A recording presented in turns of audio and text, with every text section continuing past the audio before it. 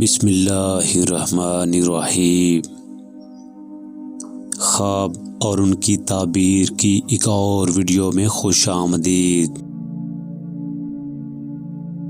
حضرت امام جعفر صادق رحمۃ اللہ علیہ فرماتے ہیں کہ اپنا خواب ان 4 لوگوں سے کبھی بیان نہ کرنا۔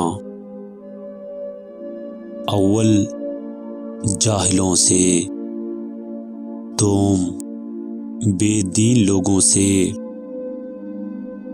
سوم، دشمنوں سے، اور چوتھے نمبر پر عورتوں سے خواب کی تعبیر معلوم کرنے سے منع فرمایا۔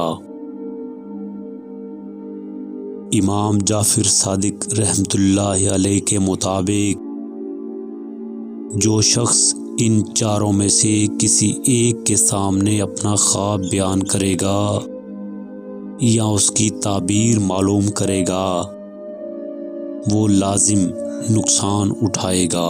اللہ آپ کی اور آپ کے گھر والوں کی حفاظت فرمائے۔ اللہ حافظ۔